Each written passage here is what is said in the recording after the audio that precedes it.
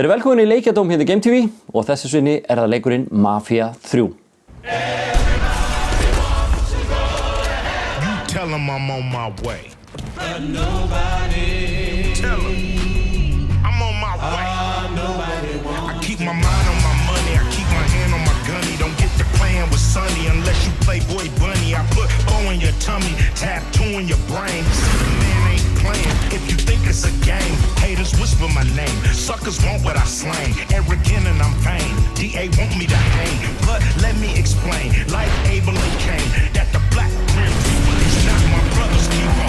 Revenge. A killer's on a binge of revenge. It depends if I can live with my sins. Lose family and friends. Lost them all. Now you got to lose life and limbs. Spit phlegm on them. Got the code to rock him. Homie, jokes ain't allowed. And your boy ain't scared to move the crowd with something loud. If you doubt what I'm about, go ahead and run your mouth. I'm the last in your seat when your time is running out.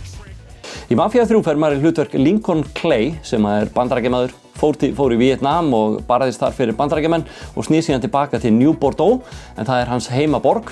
Nú hann búinn að svona lifa og hrærast í algjöru svona mafíu lífi og hans svona fóstur fjölskylda svolítið svona mafíu lituð og í upphafi leiksins lendir hann í þeim óförum að eiginlega fóstur fjölskyldan hans nánast þurrkuð út og það gerir það að verkum að Lincoln Clay fer á einhverja svakalegustu hefndarför sem að sést hefur í tölvuleikjunum.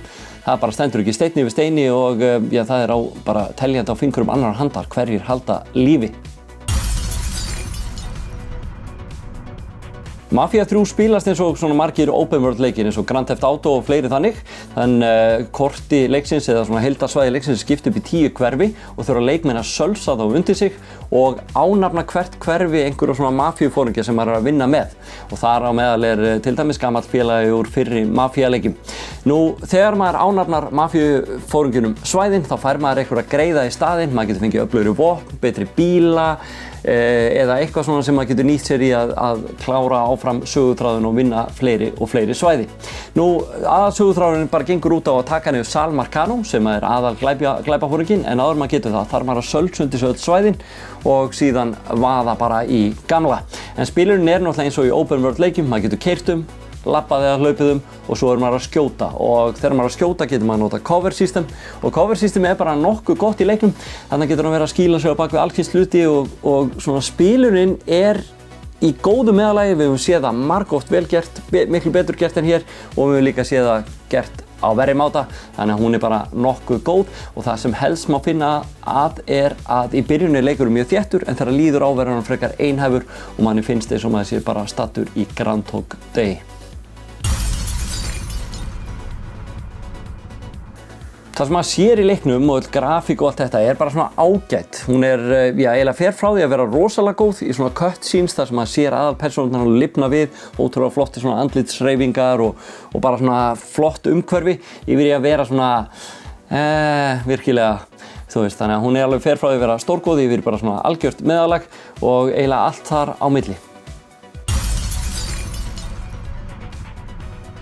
Varðandi tónlist í leiknum, þá það svona, finnst mér ásamt söguþræðum. Söguþræðurinn alltaf mjög þéttur og svo það bara tónlistin í leiknum alveg þvílíkt góð. Það Rolling Stones og það Jimi Hendrix og Creedence og ýmislegt frá þessum tíma en leikurinn gerist í kringum 1968 þannig að tónlistin frá þessum tíma skín í gegn og Take-Two hefur greinilega lagt sig vel fram við að licensera alla helstu tónlistina og þið getið meira að segja farið inn á Spotify og þar Mafia 3 playlistin með 11 lögunum og ég hvet ykkur til að kíkja á hvernig þið hefur áhuga á tónlist frá þessum tíma.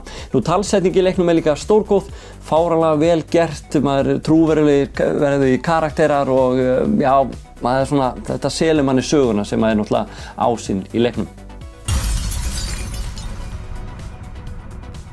Endingin í leiknum cirka svona 30 tímar ætlar að spila gerum söguþráðin, þú ert að gera fullt af öðrum svona aukaverkefnum og svo þeir búin að gefa upp að það hægt að kaupa svona season pass þannig að það kemur meira söguefni og aukaefni inn í leikinn sem á eftir að lengja hann þegar á líður en svona grunnleikurinn cirka 30 tíma í spilum.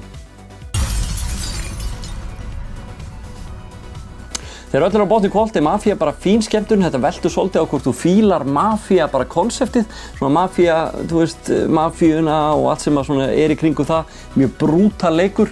Ef þú fílar það ekki, þá eru til miklu betri svona open world leikir úti heldur en þessi, en ef þú fílar Mafía konseptið og Mafía 1 og 2, að þá þetta leikur sem ætti nú svona að hreyfa við þér.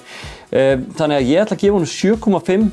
Mér fannst, ég gaf hann fyrst 8,5 svona þegar ég búinn að spila hans minna, en 7,5 þegar ég búinn að svona klára leikinn, því að hann þynnist svolítið út og verður svolítið einhæfur þegar á líður, en fáralega góðu söguþráður sem heldur manni við efnið, flott karaktersköpun og ýmislegt fleira sem hann hefur með sér, þannig að 7,5 Mafía 3.